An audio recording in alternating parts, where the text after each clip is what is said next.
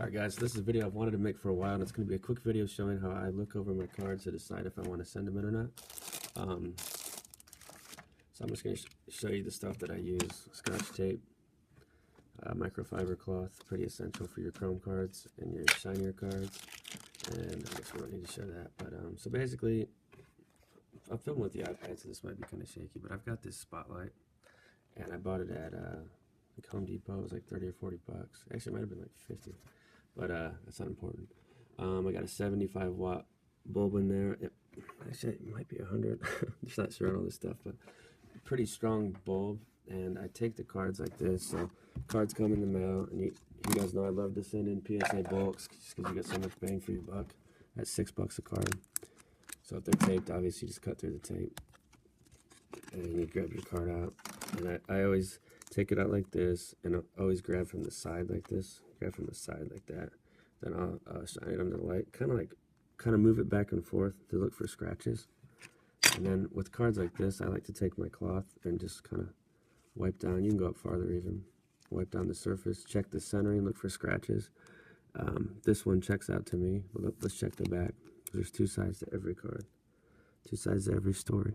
So it's a little bit of white on this, so this would probably grade out at a 9 or a 10. So I would err on the side of sending this one in. Cards like this, it just kind of depends on the set, but that's a neat card to me to have slabbed.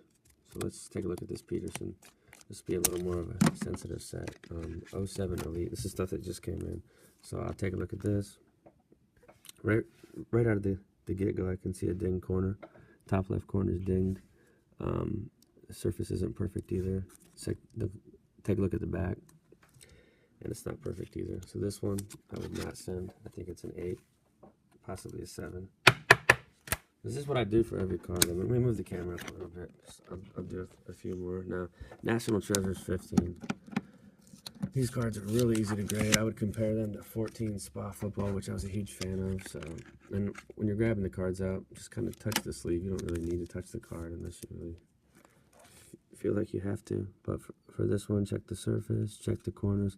With these, they're kind of deceptive because it's white. So if there's a ding, sometimes I'll get it out of the sleeve, but I always touch on the outside of the card. Don't touch the surface. Put it back in. Flip it over. Main thing we're looking for is dings. I don't see any. Centering might be a little off on the back here, but overall I'd say this is a 9 or a 10. And I would send that in. So this is kind of what I go through. I'll do a few more because here's some chrome cards, and these are good examples. Because a lot of people collect chrome, and the one thing that people often overlook is scratches.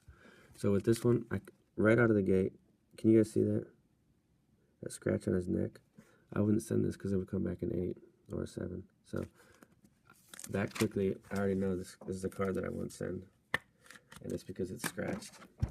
That's just the way it probably came out of the pack, and there's nothing you can do about that. So here's the exact same set, Garrett Whitley. Let's see if this one's scratched. Yep, scratched right by his helmet. I don't know if you guys can see that. That one's a little harder to see. There it is right there. I don't think the camera's picking it up, but he scratched on his helmet. So that one's an 8 or a 7. Beckett probably an 8.5. Beckett grades a little bit easier than PSA in my opinion, just from my experience. And here's another card, NT15, just like the girly. I'll just take this one out. It's not a high dollar, so I can handle it pretty well. There's a problem with the foil in this one. After you grade for a while, you just catch things. I think the foil right here is kind of dented.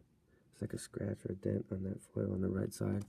So for me, this is most likely an 8.5 or lower, and this would be a tough decision for me. The rest of the card looks clean. So for all my cards, that's kind of what I do.